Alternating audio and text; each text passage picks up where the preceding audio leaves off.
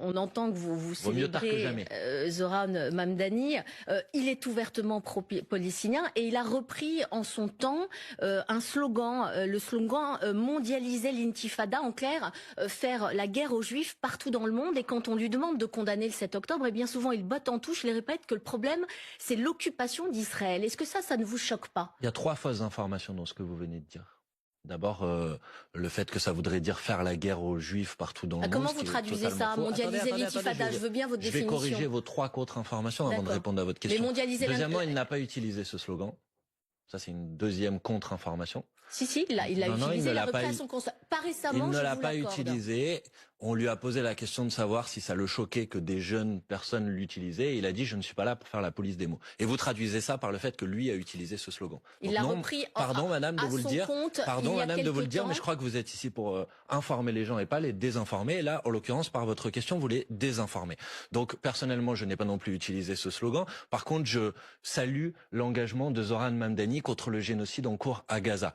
Et je dis d'ailleurs que ça lui a valu à peu près les mêmes procès que ceux que subit la France insoumise depuis des mois et des mois de manière particulièrement infecte et particulièrement inacceptable. Donc ne pas condamner le 7 octobre il a évidemment condamné le 7 octobre. Madame, s'il vous plaît, franchement, donnez des informations qui sont exactes parce que sinon vraiment... Alors une information exacte, il lève des fonds pour l'UNRWA, c'est une agence onusienne qui est accusée de collusion avec le Hamas. Madame, ça c'est pas un problème aussi? L'UNRWA. Oui. Vous parlez d'une agence de l'ONU. Il y a eu une enquête qui a été faite sur ce sujet, sur cette soi-disant collusion avec le Hamas. Quelles ont été les conclusions de cette enquête, madame? C'est qu'il n'y avait aucune collusion avec le Hamas. Donc s'il vous plaît, et c'était une enquête qui était une enquête indépendante et internationale. Mais franchement, vous vous rendez compte de la question que vous êtes en train de me poser? L'UNRWA, c'est une agence humanitaire qui ouvre des écoles pour les enfants palestiniens. Et vous êtes en train de reprocher à Zoran Mamdani de financer l'UNRWA. Vous savez que la France finance l'UNRWA. Et vous savez que heureusement que la France finance l'UNRWA et qu'aujourd'hui Donald Trump veut plus financer l'UNRWA.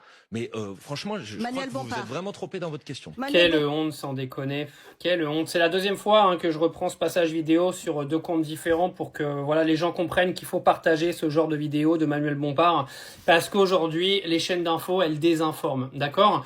Le problème, c'est que toutes les chaînes d'infos sont politisées et elles ont toutes pris parti aujourd'hui. C'est-à-dire que taper sur la France insoumise en permanence et sur les gens de gauche qui arriveraient à la tête d'épée, etc., c'est devenu facile et on catalogue tout le monde d'antisémite et on vient raconter n'importe quoi. Là, tout ce que dit Manuel Bompard, moi j'ai été vérifié, tout est vrai de ce qu'il dit lui. C'est-à-dire tout ce qu'elle dit est complètement faux.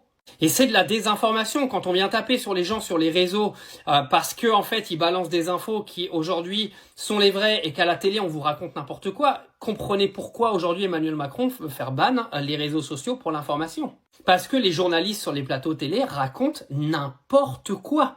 Que ce soit sur CNews, c'est de la division et du lavage de cerveau H24. Et si même sur France Info on s'y met et qu'on garde aucune neutralité dans l'analyse, mais c'est un scandale parce que vous allez pas me faire croire que c'est des erreurs ce qu'elle raconte. C'est pas des erreurs.